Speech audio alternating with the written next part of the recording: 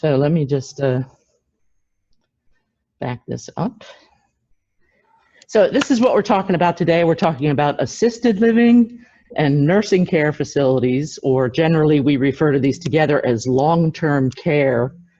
And there are lots of options.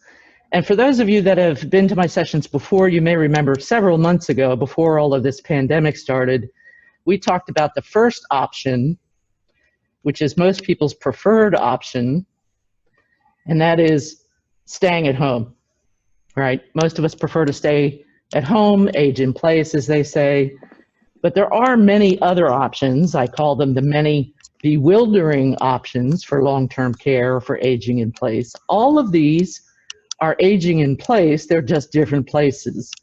So what are those places? Some of them, as you probably know, I've already talked about.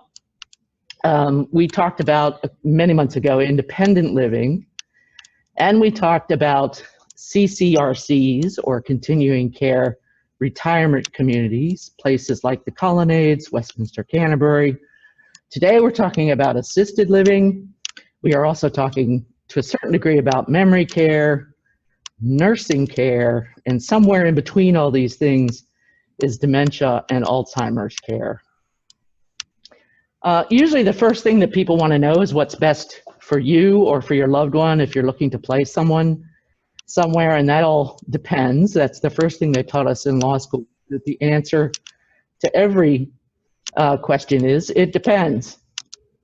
So it depends on, every time I click on something else, it's Fred, if you could mute your audio, I'd appreciate it. Thank you. It depends on your finances. It's going to depend on your health status. It's also going to depend on your current living situation and your resources. And by resources, we've already talked about your wealth, but I'm also talking about human resources. Who's available to you? Who's supporting you in this situation, in your home, in your life? Family, friends, church members, whoever it is that you have. And these choices that we have are pretty bewildering, as I've said, and I suggest that you do not make these decisions alone and start crafting a plan now as to how you want to handle this aging in place question.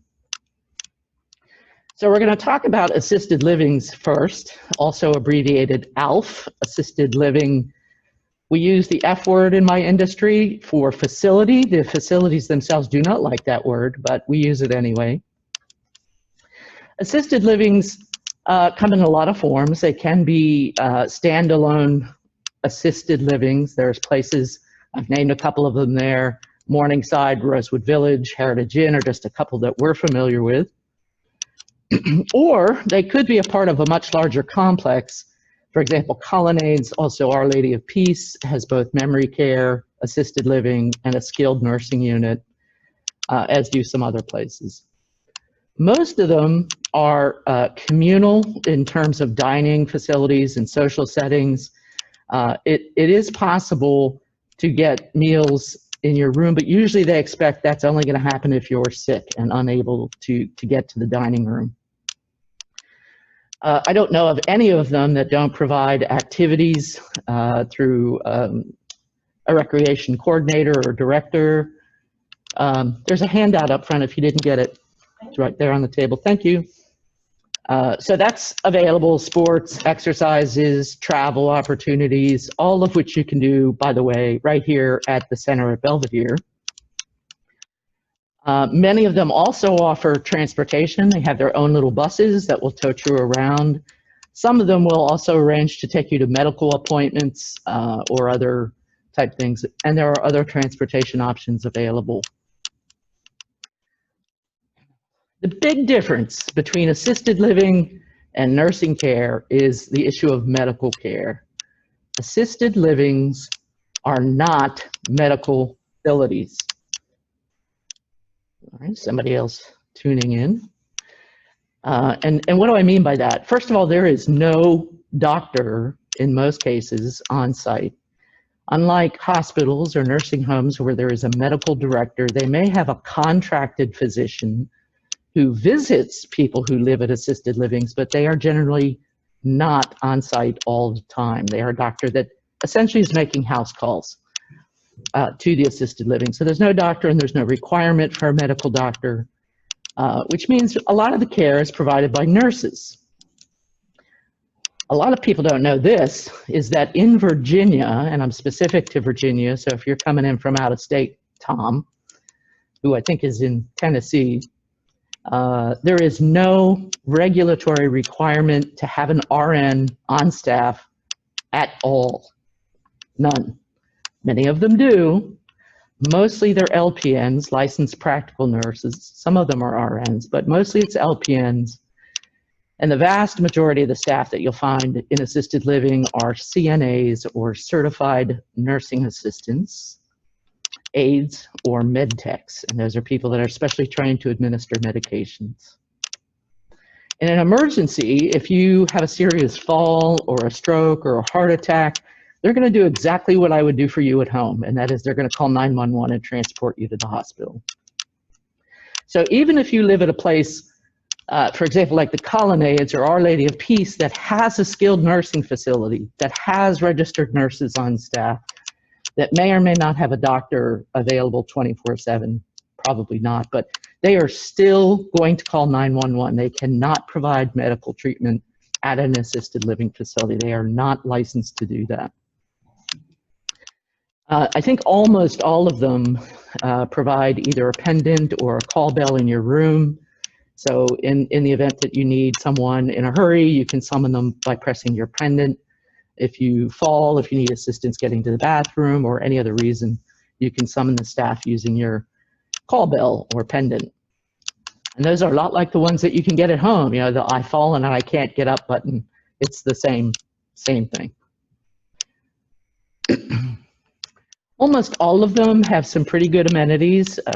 It's not Club Med, but a lot of them are pretty nice. The living space generally is either private or shared. Some of them have one bedroom or studio apartments in them, so you can ask about that if you go and visit these places, what the actual rooms that are available look like, or suites, as many of them are referred to.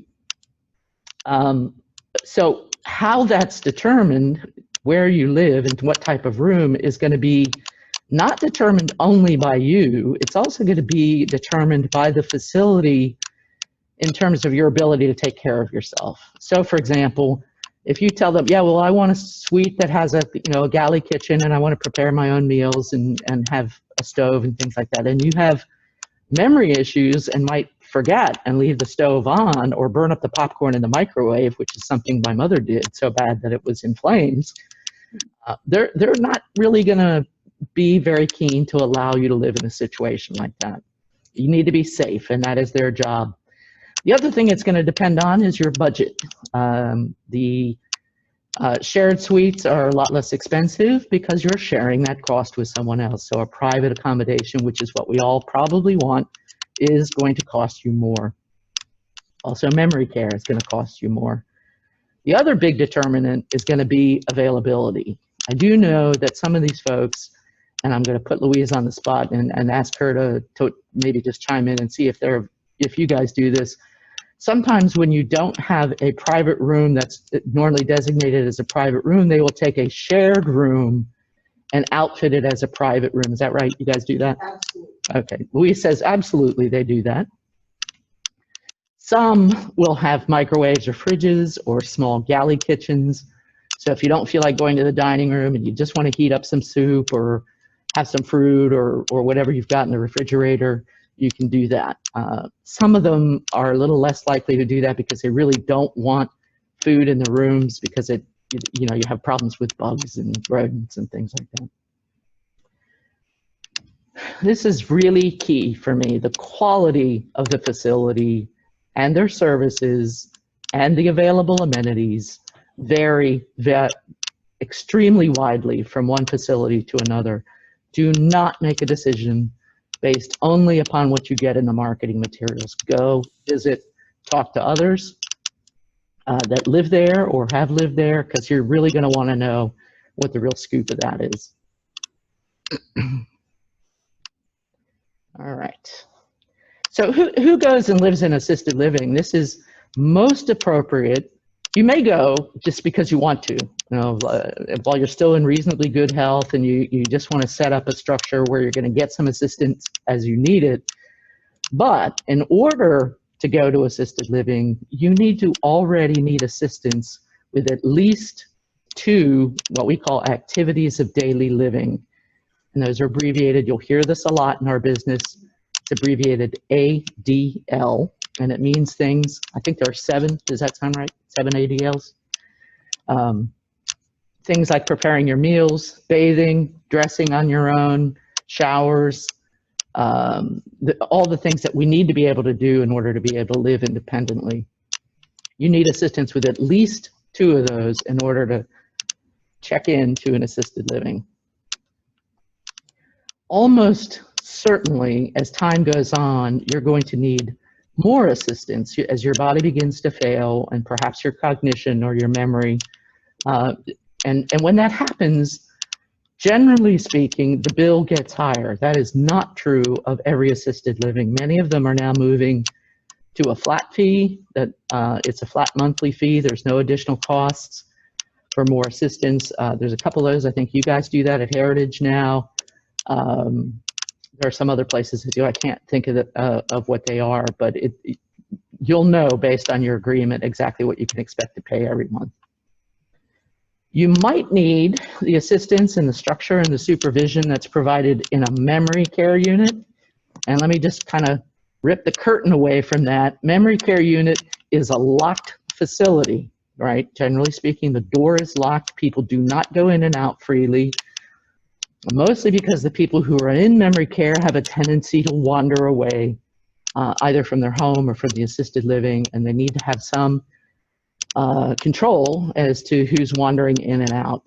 So it is a locked unit where they have all the same types of room and care and activities and things like that as everyone else. Same kitchen, same dining arrangements, only it's usually isolated to the memory care unit. But their ability to roam freely is restricted. We do have a hospice provider that walked in the room a little while ago, so I am going to mention that you may receive hospice. Tell me the name of your company now. Kindred Hospice. I'm sorry? Kindred. Kindred Hospice, which used to be New Century, and before that? Southern Care Hospice. So they've changed names. It's now Kindred Care. That's the only name you need to remember. We have, I think, 5 hospice agencies in the area now. You may receive hospice care at any assisted living facility in the area. And what that means is you get free hospice care. It's paid for by Medicare or Medicaid. Your room and board, you're going to pay at assisted living, but you can layer on that extra layer of care, and that's a real bonus to be able to do that. The regulation for assisted living facilities, unlike nursing care, it is regulated entirely by the Commonwealth. There is no federal oversight in assisted living. I call this the Wild West of long-term care. As a lawyer, my job is to protect people no matter where they are. And if I do not have regulations that allow me to leverage someone's care, it becomes much more difficult. The state regulates and license assisted living through the Department of Social Services, through the Division of Licensing Programs, or DOLP. They are not regulated with regard to Medicaid, Medicare. Any of those federal programs do not apply in assisted living. DSS regulates and inspects. I think they do it about every year, every 15 months. This is a licensing issue. They are not doing a full-on inspection like they do with the federal government or with the state government in nursing care. I'll talk about that more in a minute. The nice thing about that, though, is their website does publish the results of those inspections, whether they're based on a complaint or whether they're based on their annual inspection. You can actually go and look at those reports. That's the website. If you have the handout, if you're in the room, the website is in the handout. If you are joining us by Zoom, you can get the handout, including the websites that are coming up on the screen, by emailing me. I'll provide my email at the end of the program. So you can just email me and ask me for the handout, and I'll send it to you. So what does it look like? Their website looks like this, and you can search for a specific facility. I could just type in Morningside, and I would come up with their licensing information. I could look for a zip code and see all of the assisted living facilities in that zip code. But you got to be careful. So for example, if you're looking and you put in 22901, that's probably not going to show you Heritage Inn, which is 22911 zip code. So be careful about that zip code search and make sure you pick up everything you want to get. So that's what their main screen looks like. If you do actually run a search, and in this case, I did run a search for 22901, and these are the facility that it lists in that zip code. And again, notice that Heritage is not on there, Morningside is not on there. All of those are in different zip codes. These blue lines where the name of the particular facility is are links. You can click on the link and it will give you the inspection reports and lots of other information about ownership and where they're located and all those sorts of things. So what does it cost to go to Charlottesville? This is the survey from 2019, so of course it's a little bit dated. Do keep in mind that this is the monthly median cost. Median cost means it's the average, and that means that there are people who are priced higher, in some cases much higher. I don't think there are a lot of people that are lower than this, and I'm looking at assisted living, and they show that at $5,795 a month, and that is probably about average right now. Even in 2020, I don't think that that's changed a great deal since last year. If you want to compare that to the Washington area, we're actually a little higher than the DC area in assisted living.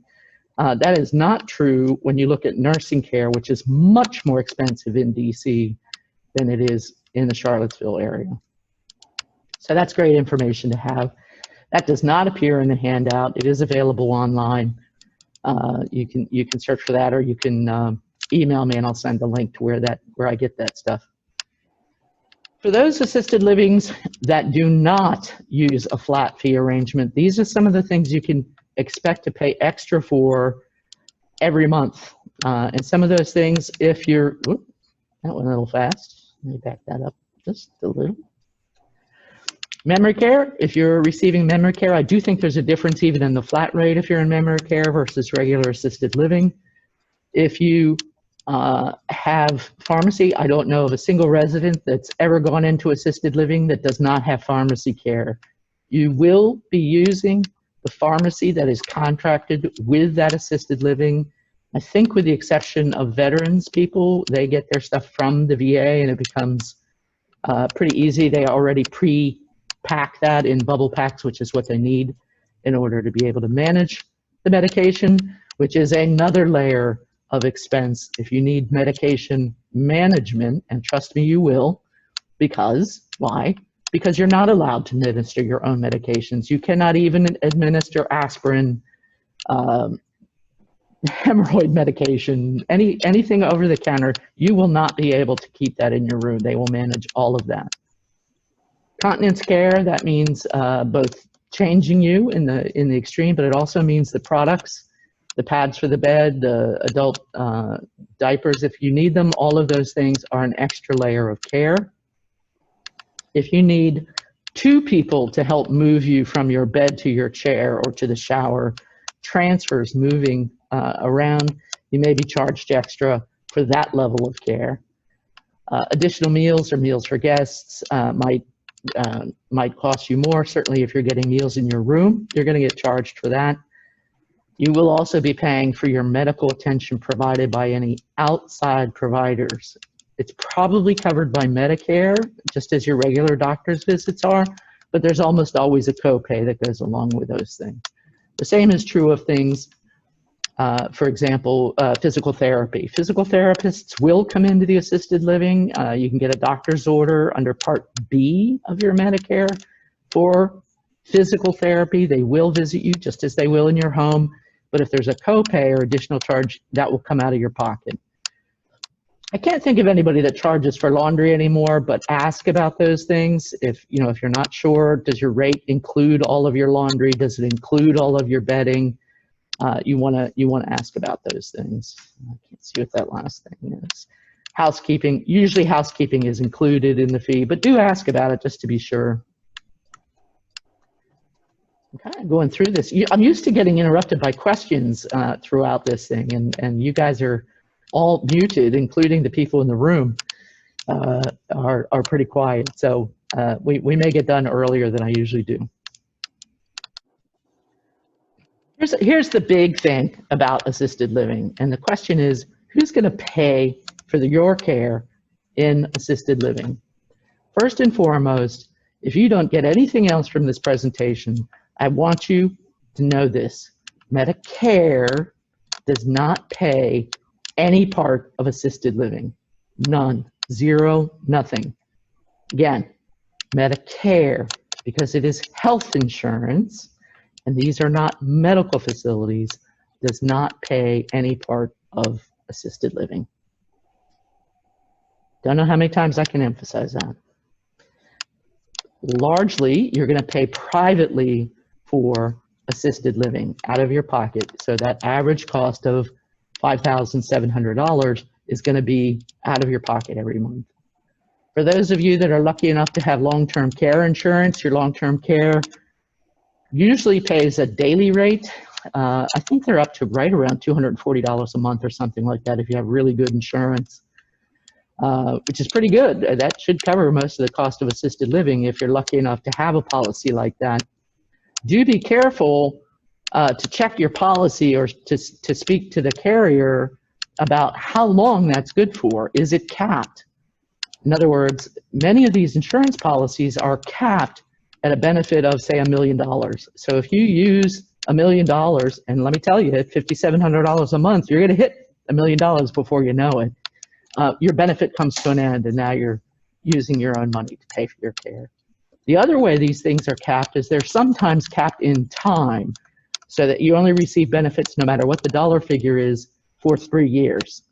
A lot of people live a long time in assisted living. A lot of people live a long time in nursing care. So if you have a cap on your policy based on time, you're going to want to know that, because you may want to delay your claim until you're, until you're a little further in. Hey, Doris. Yes. What's the average length of stay in ALF? Couldn't tell you. The question was, what was the average length of a stay at assisted living? What's the length of your life is the question, and that could be a very long time.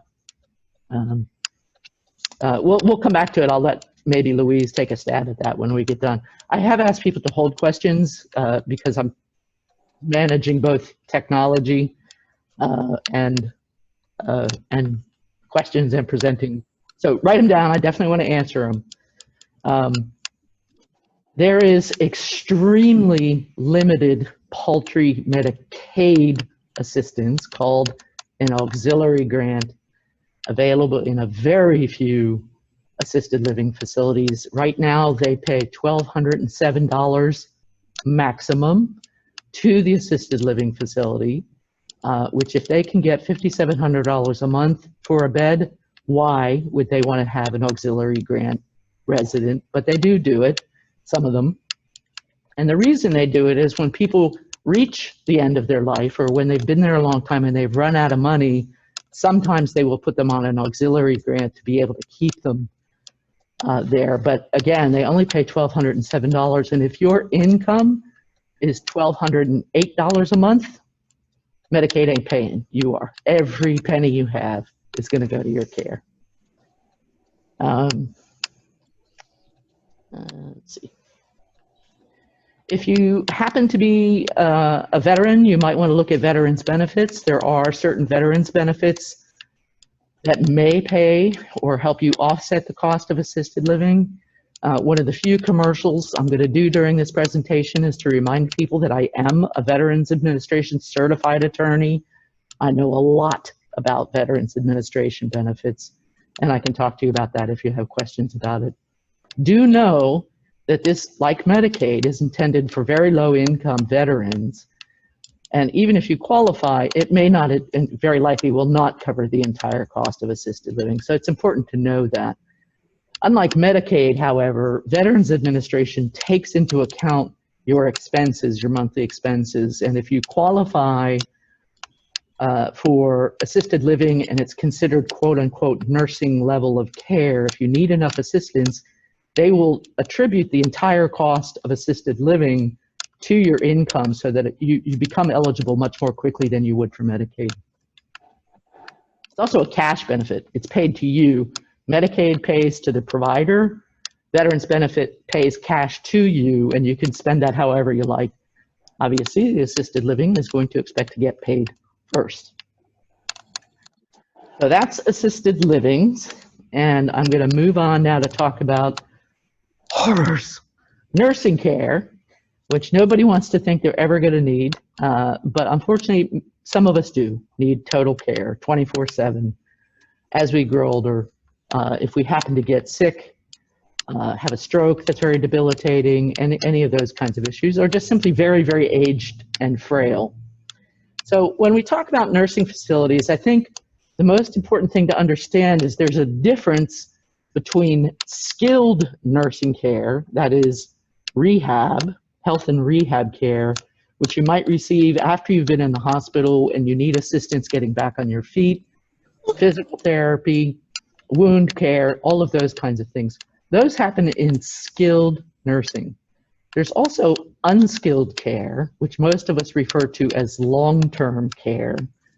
And by that I mean you're not receiving wound care or you're not receiving wound care, physical therapy, or any of those other things, but you are being cared for by nurses, but you're just not receiving a lot of what we refer to as skilled care. In skilled care, the emphasis is on recovery, on getting you back on your feet, again, therapy, medical attention, speech, occupational therapy, wound care. In long-term care or unskilled care, it's custodial. They want to keep you healthy and keep you comfortable for the long term, but I think of it as custodial care rather than nursing care. This is really tough, this who pays in skilled versus unskilled. It can get extremely complicated. I'll try to walk you through it as carefully as I can. Again, hold your questions, or for those of you who are following along online, you might want to put them in the comments and I'll address them when I get done. Skilled nursing care is generally paid for by Medicare. That's your health insurance under Medicare or other insurance program, but only for a certain period of time and only under limited conditions. So if you go directly into nursing care, Medicare is not paying for that, not through your Part A Medicare. If you've been in the hospital and you've had surgery or you've had a serious illness and you have been an inpatient for at least 3 days, not an outpatient, not on observation for any part of that 3 days, Medicare will pay for your skilled stay in nursing care. And you need those services, the doctor will write an order. Unskilled nursing care, Medicare does not pay for unskilled nursing care. Medicaid pays for those of you who have run out of money. This is not a national long-term care health plan. We are not there. If you want that, you need to be talking to the folks in Washington or Richmond. Medicaid pays for its public assistance, pays for people who have run out of money. So let me talk a little bit about how these places are staffed. Nursing facilities will always have RNs that are on staff. They are not required to be there 24/7. I think that, and Beth may be able to help me out with this, is it currently 8 hours a day? There has to be an RN on staff? Yes. So the answer to that was yes, you will have an RN on duty at least 8 hours a day. Most of them have somebody there 24/7. You will have many licensed practical nurses working in nursing care. In fact, I would say the vast majority of LPNs are working in long-term care. There is a medical director that is a doctor who is on staff. That doctor's job is not necessarily to see patients. That doctor's job is to govern the other attending physicians who are required to see patients at various intervals. That interval is not every day, it is not every week, it is not even every month. They are required to see their patients once every 90 days. Let me tell you, a visit by a physician can look like this. Hi, Mrs. Jones, how are you? Oh, I'm fine. Okay. I visited that patient. That is a doctor's visit, and it can be charted just that way. It's obviously insufficient. That is why people need advocates to make sure people are getting the care that they need in nursing care. There are social workers, physical, occupational, and speech therapists, nutrition professionals. All of these are skilled staff that are available when you are in skilled care. Most of the care, much like assisted livings, and this is why people get confused about what they're talking about, is delivered by CNAs or medical technicians or just simply aides, usually certified. And these people do all of the direct care. That's things, as you see here, dressing, bathing, medication, continence care, all of those things are done by CNAs. And they work very, very hard, let me tell you. Med techs are frequently used to pass medications. That's their really sole job, is to pass medications, and they do that under supervision. The regulatory scheme with nursing care, there is probably no industry except perhaps nuclear power and weapons that is regulated more heavily than nursing care is. Nursing care is regulated by both the federal government and the state government. So as attorneys or as advocates, and that includes people like the ombudsman and other people in the community, we have a good deal of leverage to apply in nursing homes when something is not going according to Hoyle. So there's a lot of regulations, there's a lot of laws that surround that. In some respects, not quite enough or not the right ones. We're working on that. There are several agencies that are involved in overseeing nursing homes. DMAS, which is Virginia's alphabet soup for the Department of Medical Assistance, I think.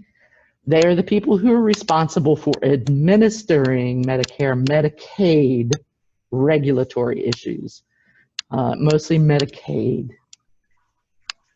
The Department of Health, the Office of Licensure and Certification, OLC, they are the ones that do the inspections. They must be done at least once every 15 months. I should say that during the pandemic, they are not happening. They are not doing in-person surveys, which scares the bejesus out of me. It means there's absolutely no one with eyes on how these things are happening. The families are not allowed in, friends are not allowed in, the ombudsman is not allowed in, the Department of Social Services is not allowed in, nor are the state regulatory authorities. The federal government, through DHHS, or Department of Health and Human Services, through CMS, the Center for Medicaid and Medicare Services, they're the people that make the policy and the rules as they relate to nursing homes. Not assisted living. They have no role in assisted living whatsoever, but that's the top of the tree on nursing care. Who goes to nursing care? Generally speaking, you see that most of those people are going to come from acute hospital systems where they've had surgery or a serious illness or an injury. Those are the people that are going to discharge from the hospital into rehab. They may come from a transitional setting. Encompass, what used to be called Health South, is a transitional setting for people coming out of an acute care setting. May go to another rehab center if they're unable to do the level of intensity that Encompass does over there. Again, if you're recovering from surgery, any of those things. And you must have a need for medical and therapeutic care to get back on your feet. Typically, that's only going to last for a short period of time. It's going to be paid for by Medicare for 20 days, full, 100% paid for by Medicare. After the 21st day, there's a copay. The last I checked, the daily copay was $152 a day. That adds up pretty quickly. Most nursing homes presume that you can't afford that, and they will start making noises about discharge on day about 18, 19. They're going to start saying, yeah, we got to talk about discharging you, whether you're ready to go or not. Their goal, whether it's a discharge to home or discharge to assisted living or somewhere else, is discharge. The goal is not to keep you in skilled nursing. Nobody can afford that. And there's a plateau at which you're not probably going to get beyond at a certain point. The preference, of course, is to send you home to your family or your house, wherever you came from, but it's possible you are going to need a higher level of care than you're able to get at home, particularly if you need help 24 hours a day. You may end up going to assisted living or unskilled nursing care. Now, this is a little tricky because people don't always get this. The place where you receive skilled care, and I'm going to pick a local nursing home as an example, Cedars, for example, and the place where you receive unskilled care is also Cedars, right? Same building, same people, same owners, same management, all the same, different rooms, different level of care. So when they say discharge, they do not necessarily mean you're being discharged from the building. You may be discharged from one level of care to long-term care. Okay, so who goes? We talked about this a little bit. Discharges who have been decertified from skilled care. You need full-time care. You need help with most of your ADLs. I think it's at least 5, and you'll be assessed as to what amount of help you need, and those are some examples. You may have elected hospice services in a nursing home setting. I don't think we see that quite as much in nursing homes as we do in assisted. Does that sound right to you? That's true. That's true. I think there's some question regarding pay. Right. So the answer that I got was that there was some question regarding pay, and here's why. When you go on hospice, you are basically electing to have your entire Medicare reimbursement paid to hospice on a daily basis. I forget what the daily rate is, as opposed to getting it paid to the nursing home. So the nursing home is not getting paid by Medicare anymore. You still are responsible for your room and board, however. So your room and board, if it's being paid by Medicaid, it makes no difference at all to the nursing facility, although they don't get this a lot of the time. Makes no difference to them. They're getting paid one way or another. But hospice is going to get your Medicare benefit if you are on hospice. Again, the direct care is mostly being delivered by CNAs, some LPNs. Here's the big thing. Who pays? Again, Medicare does not pay for long-term care. They pay for skilled care, not long-term care. Medicare pays 100% for skilled for days 1 through 20. Oops, sorry. My bad. They pay for up to 20 days only after you've been in the hospital, and an inpatient in the hospital. You may go to rehab. If you have new managed care plan, this may be even further restricted in terms of how much Medicare benefit you will receive in skilled care. Check with your provider. I don't know what all the details of that are, but it's much, much harder to have a long stay at skilled care if you are on an Advantage plan, particularly in this area. The Advantage plans are something else. After day 20, Medicare might pay up to 100 days. You're going to pay the co-payment either privately or through your long-term care insurance of $152 a day for any stay after that. Now here's what it costs. This is very similar to the one I showed you before. This is in Charlottesville. Again, it is an average from 2019. And you can see nursing care. I don't know, the only place that has private rooms available, sorry about that, is, so far as I know, Albemarle Health and Rehab offers private rooms. I promise you they do not offer them at that rate. But that's an average of what a private room would go for. Most nursing care facilities are in semi-private or shared rooms. This is not a suite, it's not an apartment, it's a room, very like a hospital room. Thing that flashed up on the screen, my most recent experience with private paid nursing care was a facility that was $7,140 a month shared in one of our local nursing facilities, and that was 2 years ago. Okay, so who's going to pay for that? The preference by the nursing facility is that you pay for it out of your pocket. They get the full rate, and that's good money for them, and they like that. And I can tell you that that runs out pretty quickly. If you have long-term care insurance, whatever your daily reimbursement rate is, they will pay that portion of it. I think typically it does not cover the full cost of long-term care, but it might if you have a really good plan. Again, veterans benefits may pay for nursing care.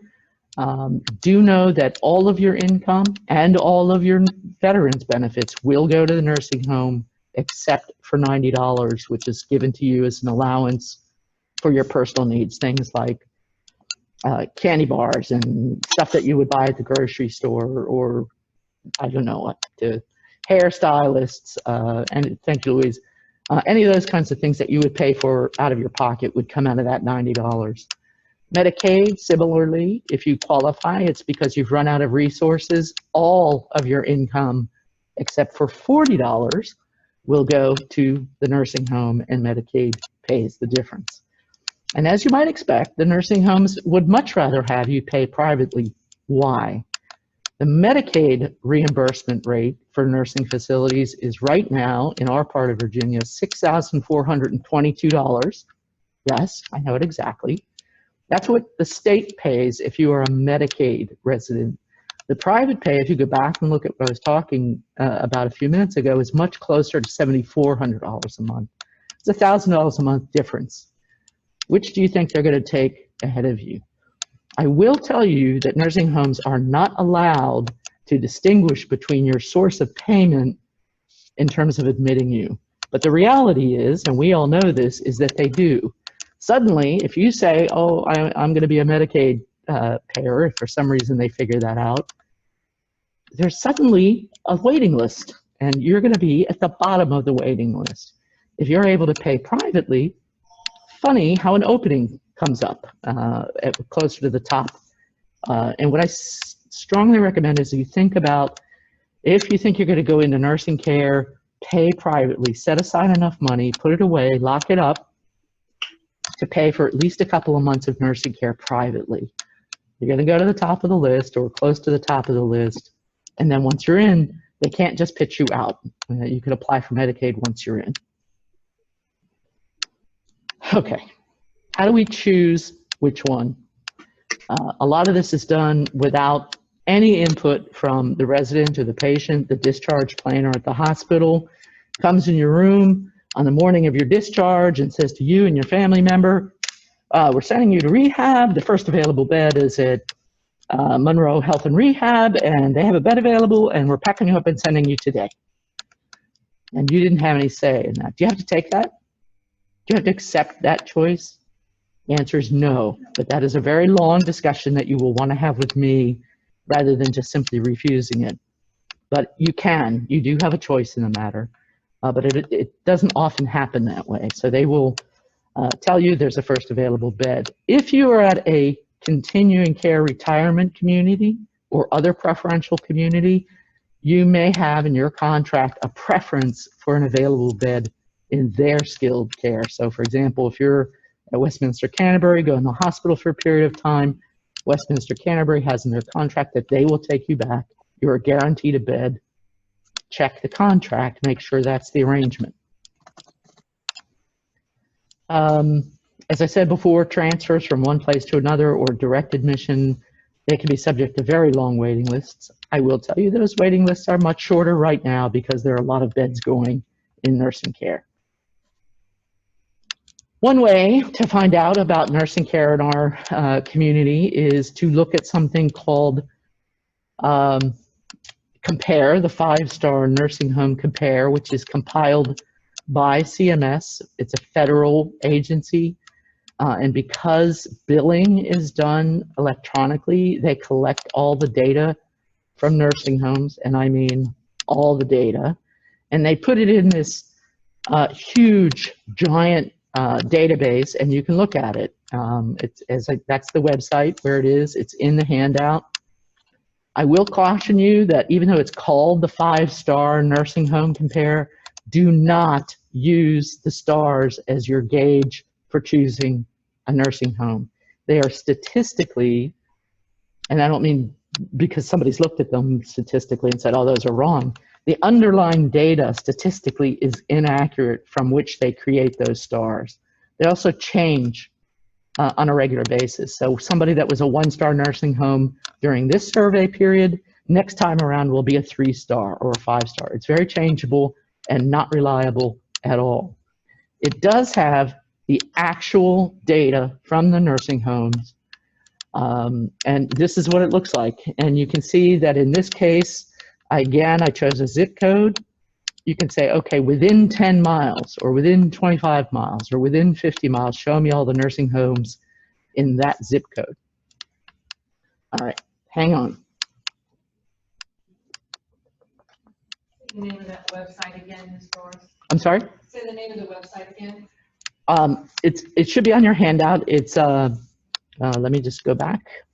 Medicare.gov nursing home compare. You can Google 5-star nursing home compare, it'll come up.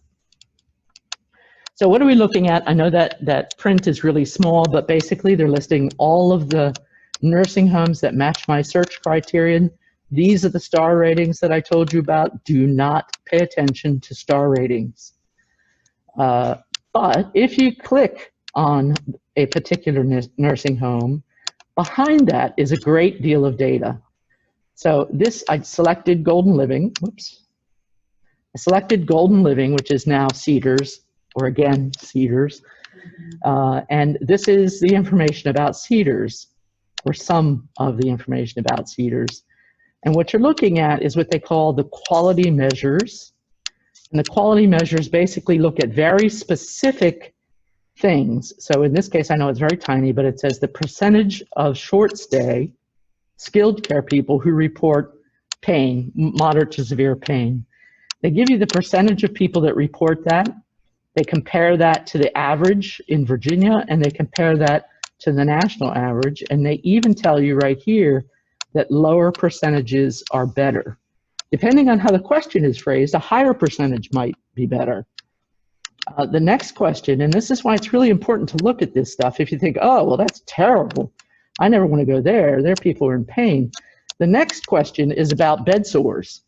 And it asks about the number of residents who develop pressure ulcers, also known as bed sores, that were new since they entered the nursing home. And Cedars' record on bed sores, 0.5%. Compared to Virginia, which is 1.7, and nationally, I think that's 1.9%. Much lower than either average. And that is true of a couple of the nursing homes in our area. We've done a lot of work with them to sort of mitigate the possibility of getting bed sores. They've done a tremendous job with that. So look very carefully at this data. Do not go by the stars. It's very misleading to judge somebody on that basis alone. All right, I think I'm coming in on the end of this. One of the things I really like people to do is to, when you're thinking about this stuff, when you're making visits, when you're calling people, when you're talking to your family, please, please, please write this stuff down. Discuss it with your family members or the people that are going to have to execute what your plan is, because if you're in need of this kind of care, you're not going to be able to do it yourself. If you've had a stroke and now you have aphasia and you can't talk clearly, or you have a memory impairment, somebody needs to know what you thought about and what you wanted ahead of time. Your kids, your spouse, all of these people, doctor, spiritual advisor, please write it down. I think that is all that I have. So for those of you who wanted the handout, who are watching by Zoom, that's my email in green right there. You can send me an email and I will shoot you a copy of the handout that I gave everybody today. I expect to post this session on video on my website and probably on Facebook as well later today. So be sure and look for that, and perhaps, you know, tell your friends about it if they want to watch.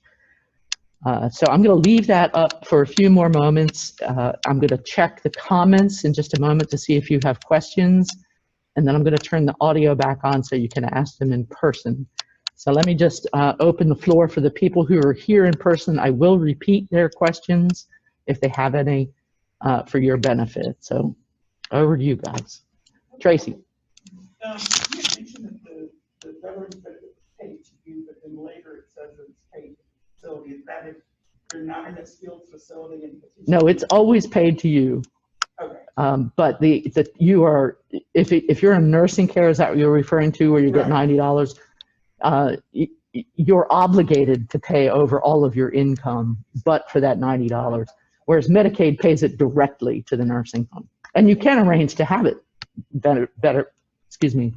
veterans benefits paid directly as well. And then in terms of measurement for stays, the statistics are for men about 2 years and women about 4 years. Hang on a second. We had the question earlier about the average length of stay in assisted living. We'll talk about that first. And Tracy has some statistics for us. I'm just going to repeat them. Can you say that again? So the measured stay for men is about 2 years and for women is about 4 years. Okay, wait, I want to keep up with them.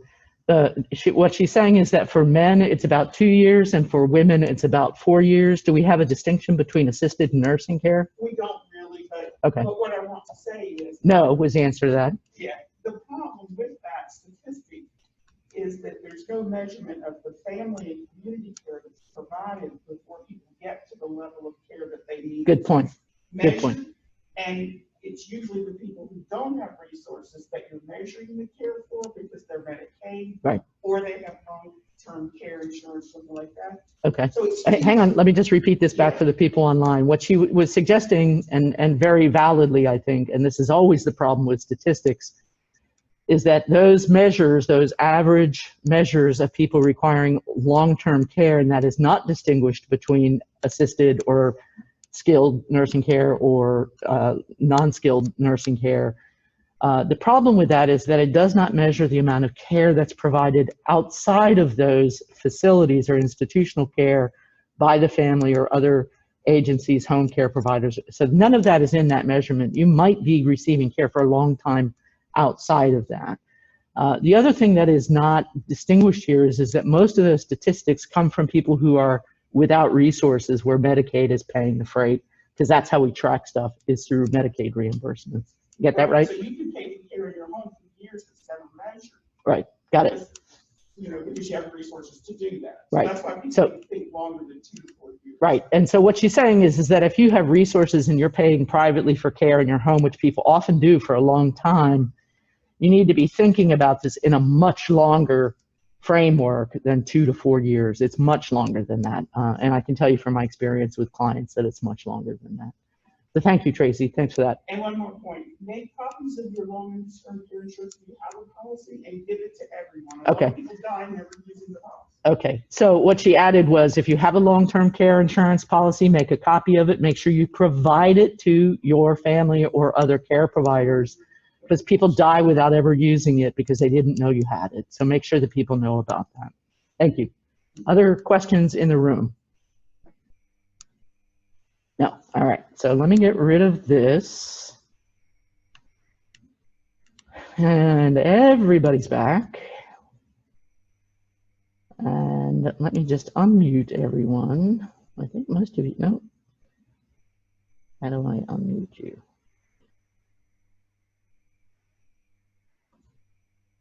Okay, I'm afraid I can do it one by one, I think.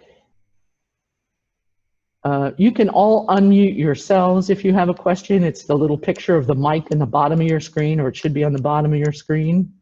I may be able to unmute you. No, I can't. You guys have to unmute yourselves if you want to ask a question. I'll be happy to repeat them to the room. I'm going to take a look at the chat while you guys are figuring out how to unmute yourselves.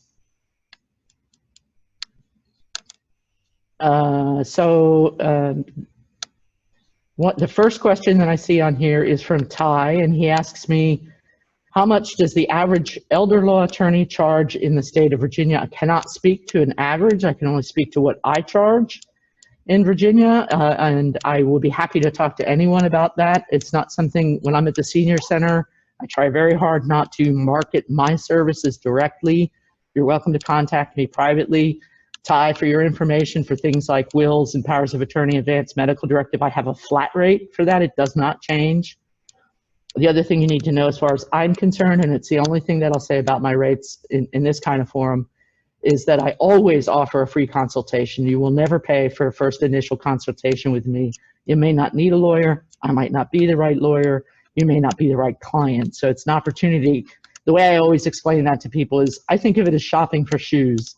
When you come to me in an initial consultation, we're both trying each other on to see if it's a good fit. And I always tell people that's half an hour, but I don't run a stopwatch during that. So definitely tell people to contact me. It's not going to cost them a dime the initial time. Awesome. Thank you, Doris. You're welcome. And elder law attorneys are all over the board in terms of cost. It depends on where you are, what kinds of services they offer. Okay. Let's see. I think there were 4 comments, but I don't seem to be able to get to them all. Don't want to do that. Doris, I had another question as well. Sure. There's probably not a magical number as far as an age. Is there a recommended age, 60, before that, as far as someone in good health of when they should start planning and contacting an elder law attorney and earlier is better for a variety of reasons. One, you have the resources to do that with, and if you're planning on preserving resources, preserving your assets, and I do this a little bit differently than a lot of the other attorneys in town, now is when you want to do it. If for no other reason than the Medicaid look-back period, which is 5 years. So if you transfer assets trying to preserve them and you need care within that 5 years, you may be penalized for that transfer in that period of time. It's a very complicated conversation. I'm happy to have it with anybody that wants to, but sooner rather than later. And you also want to be incorporating your family, and if they're far flung all over the country, that might take you a while to do. I will probably do a presentation later in the year, close to the holidays, on having the conversation with your adult kids, and I think it's a really important thing. There's a lot of obstacles to that conversation. A lot of people don't want to have it. Money is a big taboo. Talking about it between parents and kids can sometimes be very difficult. Critical that they have that conversation for the same reason as knowing about the long-term care insurance plan. Nobody's going to know how to handle it if you wait too long.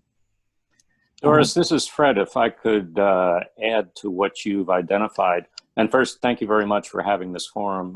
Very informative, and also bringing up the discussion. I would say that a advanced directive, living will, etc., could or should be filled out by folks in their 30s and in their 40s. Most absolutely. folks, by the time they reach their 50s, already have some chronic conditions. Mm-hmm. And with COVID-19, who knows what's going to happen. So that's, I would say, significant. Much as you identified earlier, the better. But again, as adults, and in particular to make sure that parents had them. The other piece that I wanted to just bring in as a piece of information is to proactively consider ahead of time, recognizing if you do have chronic health conditions, you may end up needing assisted living, you may end up needing long-term care, to actually select that as early as possible while you're getting home care, to avoid having to end up in a nursing home in particular, after you go to the hospital. So it's a Saturday night and somebody runs into problems. There's no one to care for them. They don't necessarily need to go to the hospital. It's not a medical condition. It's just that nobody can handle taking care of them. And so what happens, they take people to the emergency department. A nursing home will actually take you as a direct admission so you can bypass the emergency department. It's kind of little known, but something that can occur, but it requires that proactive planning up front. I just realized that while I have my headset on, the room cannot hear you. So I'm gonna cut it off, which is gonna cut off my speaker for just a minute. Okay. Do you want me to say that all over again? Can you guys hear me on Zoom? Yes. Yeah. Thank you. Can you guys can hear me? Can somebody, Tyler, can you say a couple of words? We'll see if we can hear you. Can you hear me? Ty with Visiting Angels? Yep, Ty Armentrout with Visiting Angels. Fred, you were not here when I started the presentation in which I introduced all of the various providers that are joining us today, and I wanted to introduce you as well. Fred Young is an RN or NP, I can't remember. RN PhD. RN PhD, Dr. Nurse Fred Young, who is a new care manager in our area. He is an advocate for folks who are in need of care. He has a very strong health care background with UVA and some other folks. He also has a very strong public health background, and he's a very good advocate for people who need some help in making these decisions. I encourage you to contact him. That's his name, Fred Young. If you Google him, I think you'll come up with, do you have a Facebook page going yet, Fred? I just got it going. Thank you. Okay, yes. Good. So if you want to post your Facebook page, share it on my Facebook page. I'll make sure it gets out to other people.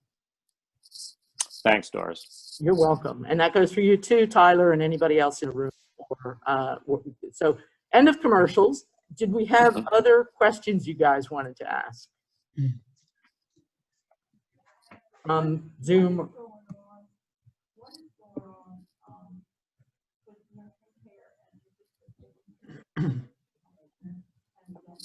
Okay. I had a mother that was in assisted living 3 years ago. She passed away. Mm-hmm. It was just really boggled my brain Yep. to know that I'm not going to be able to check on her. So the question was, the member in the audience asked me to address a little bit what's happening in long-term care collectively, assisted livings, nursing homes, in light of the current situation with the pandemic. And she expressed that her mother was in an assisted living 3 years ago. She's since passed, but she stated that she would be beside herself if she were not able to go and see her mother. And that is the case.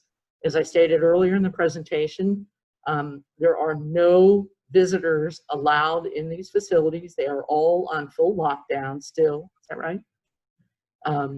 I just had to check on the assisted livings. I know the nursing homes are. No one except what's called essential workers, that's the staff of the facilities, are allowed in them. Not DSS, APS, not the ombudsman, not me, not your family members. No one has eyes on what's going on inside these places. So it's very, very difficult.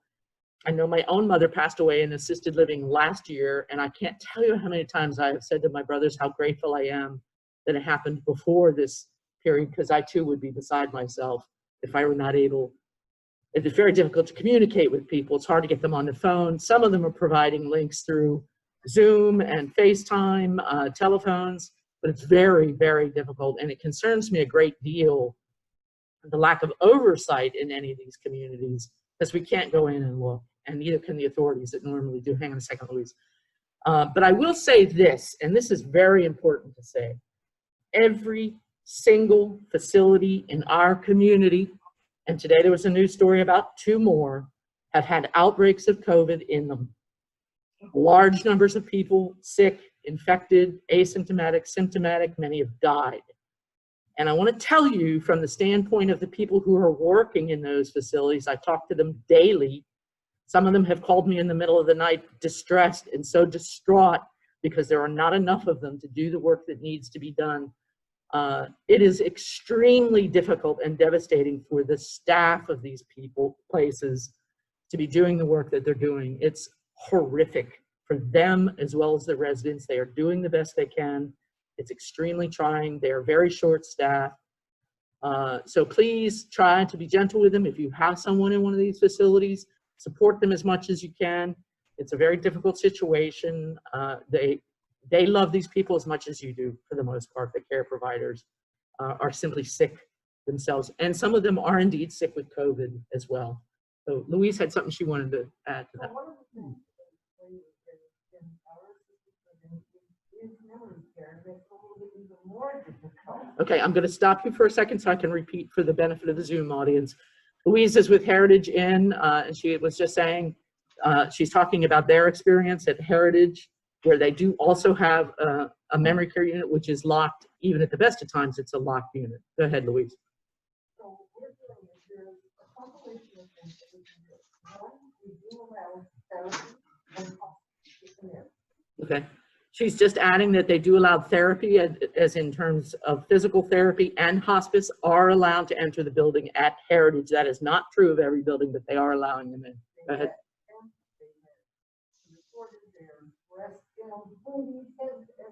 Right. Full PPE. And then what we do is, so that we get a nurse network that we can call and say, hey, hospice, how do you do it? Just bring them with that. Right. So you can get feedback from the hospice workers who are able to go in to see people. They are fully protected in gloves, gowns, masks, face masks, or the face shields. I didn't even recognize the workers that were going. I know them all well, and I ran into Linnea the other day. I had no idea who it was. Sometimes everyone here does not really follow that well.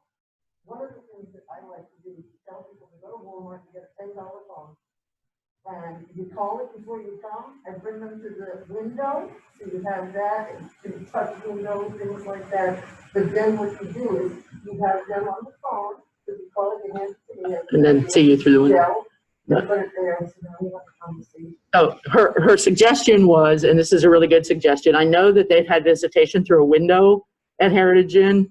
It's a little bit difficult, and what she's suggesting is that if you will go to Walmart or Best Buy or wherever and buy a cheap cell phone, you can hand it to one of the staff members at Heritage Inn. I don't know that everybody's doing this. And they will take it to your family member. It's very difficult for people in a dementia, or with any kind of cognitive impairment, to deal with Skype or FaceTime or some of those other methods. But if they can see you through a window and they have a phone so they can hear you, it's a little like prison visitation, I guess, where they can reach out and touch the window and talk to you on the phone. That's one form of visitation that can be made. So, thanks. It's just a hint, and I strongly recommend that you ask, if you have a family member at a facility, ask them about the possibility of doing that. We were executing wills through windows. We have to do that in person. We were going to places and doing it through a window where a nurse passed the paper to the residents, and we witnessed and notarized through a window. Mm-hmm. Yeah, some places are able to go outside and visit with family members. Some places, they'll require you to quarantine if you do that, if you go outside at all. So, anything else from the room? Thank you. Anything else on Zoom? Good. I actually finished early for a change, technology aside. I will hang out for a little while longer if you guys think of questions. Doris, can you do a presentation soon on long-term care at home? This comes to mind because of COVID-19 and the issues there. It also comes to mind with cost, and so someone has a long-term home they live with, it would be very helpful to how you navigate that, what resources are available, so on. Yep. Yep. For those of you that have been to my presentations before, you may know that the first part, this is part 3 of a series of aging gracefully, and the first part is aging in your home. That video is available on my website. That entire presentation is available on my website, www.gelbmanlaw.com. It's the same as my email address. The last part of my email address is my website, and there's a section of videos. There's a whole bunch of videos. This will be up there shortly. So yes, Tom, to answer your question, I will do it again soon, but it is on video on my website. Thank you. It does not address specific issues specific to COVID right now, though. Anybody else? I don't know if you can hear me or not, Yeah. but how long do you expect your presentations to be available on your website? I just leave them up there. They're there all the time. Wonderful. Thank you so much. You're welcome. Good to see you, Dorothy. Good to see you too. It's good to hear you. Thank you. Well. All right. Well, thank you all very much for bearing with me. It's been, like I said, a bit of a challenge with the technology. I think it's all worked very well. Thank you to the Center at Belvedere. And if you have not been here to visit, they are being very safe and very strict about face mask use, sanitation. Everything is sanitized all the time. You cannot come in if you have a fever or cough. They will ask you about that. It's just a beautiful center. If you have not been here yet, I encourage you to come and visit. They'll be happy to give you a tour. It's new, it's beautiful. There's a Greenberry's coffee shop. I just had a wonderful croissant from there and coffee.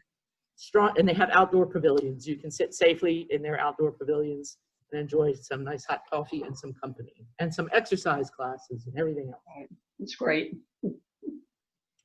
Thank you again. I'm going to end the session. If you have other questions, I think there were some private chats. I'll look at those when I get done and answer them individually. Very well done, Doris. Thank you very much. It's a pleasure. It's good to see everybody. Very Doris. informative. And I'm smiling under this mask, just so you know.